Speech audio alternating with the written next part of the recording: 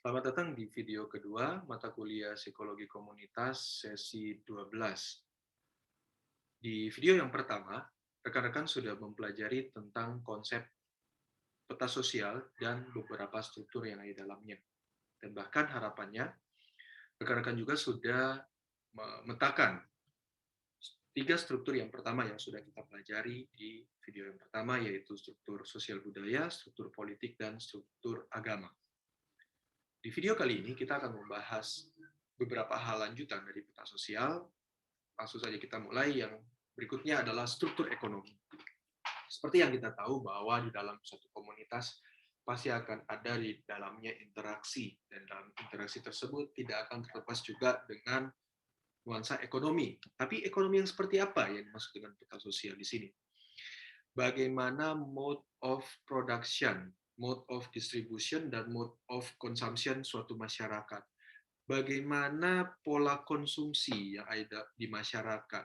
Apakah ada pola-pola ekonomi, gitu ya? Adakah pola-pola pengaturan di bidang ekonomi yang terjadi di komunitas kalian? Bagaimana penguasaan kapital, modal, tenaga kerja, teknologi itu berlangsung? Ini saya petakan dulu gitu ya. Nah, ini lebih pada bagaimana kondisi ekonomi yang ada di komunitas atau di luar komunitas itu berpengaruh terhadap perilaku komunitas tersebut, gitu. Apakah di dalam komunitas kalian tersebut terdapat struktur sosial atau bidang-bidang usaha yang mempengaruhi perilaku dari dari komunitas tersebut, begitu.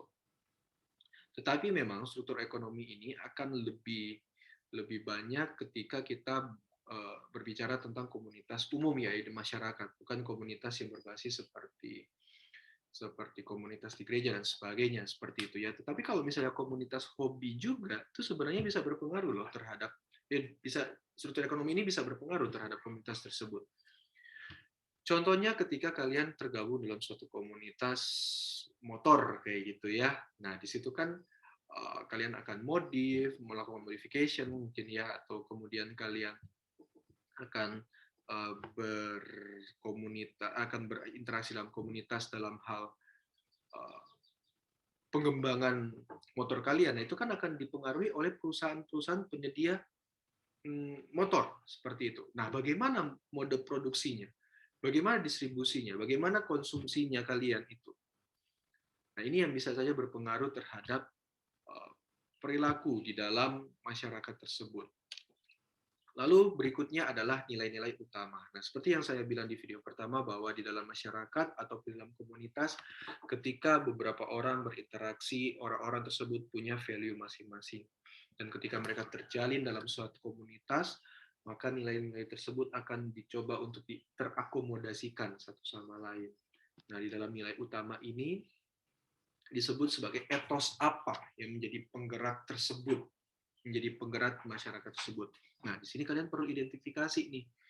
Kira-kira menurut kalian nilai-nilai utama apa yang ada di masyarakat? Gitu ya. Tahu ya nilai-nilai itu apa ya? Misalnya kejujuran atau nilai-nilai kehidupan lah. Ketaatan pada kepatuhan terhadap Tuhan Yang Maha Esa dan sebagainya dan sebagainya. Kayak contohnya kayak kita komunitas akademik Unika Widya Mandala Surabaya, kita dilandasi dengan nilai-nilai utama apa aja? Peduli, komit, dan antusias. Nah, tiga nilai inilah yang menjadi penggerak kita ketika kita berinteraksi sebagai sebuah komunitas akademik di Unika Widya Mandala Surabaya. Kemudian ideologi dominan apa yang menjadi penggerak utama? Coba kalian search apa yang maksud dengan ideologi. Seperti itu ya. Lalu ada siapakah orang yang menjadi penjaga gitu ya, bisa berupa orang, bisa berupa lembaga gitu. Nah, pihak-pihak ini ya akan menjadi pemantau, yang menjadi monitoring gitu ya, yang akan memonitoring agar supaya nilai-nilai ini benar-benar tetap ada, tetap berlaku, dan bahkan yang paling penting adalah tetap diterapkan oleh komunitas kalian. Seperti itu. Kemudian kalau bisa sampai pada penentuan apa yang menjadi dasar sehingga muncul nilai-nilai tersebut. Misalnya kayak kita komunitas akademik ini ya. Kenapa kok nilai yang termunculkan adalah peduli, komit, antusias? Kenapa tidak kreatif? Kenapa tidak integrity dan sebagainya? Nah, ada basic material sehingga muncul ide, muncul nilai peduli, komit, dan antusias tersebut. Nah, kalian coba identifikasi tuh di dalam komunitas kalian kira-kira nilainya apa, kemudian ideologi yang dominan yang menjadi penggerak utama itu apa, siapa yang membuat nilai-nilai tersebut, dan siapa yang menjadi mengawasi nilai-nilai tersebut agar supaya tetap dilaksanakan oleh masyarakat. Dan kira-kira menurut kalian nilai-nilai utama ini dibentuk oleh basic material seperti apa, atau oleh apa sehingga muncul nilai tersebut. Lalu yang terakhir adalah ketika komunitas tersebut mengalami dinamika, entah masalah atau penggalian potensi, pasti akan ada berbagai pihak, entah di dalam komunitas ataupun di luar komunitas tersebut, yang akan merespon kondisi tersebut. Di bagian terakhir ini, coba kalian tentukan, kira-kira menurut kalian, dari hasil RCA, Fishbone, siapa atau lembaga mana, atau organisasi mana, atau mungkin komunitas lain mana yang memberikan tanggapan cukup jelas atas situasi tersebut. Dan bisa juga nih, mulai kalian tentukan, siapa pihak-pihak utama yang terlibat dan menjadi penentu peristiwa tersebut. Aktor utamanya siapa?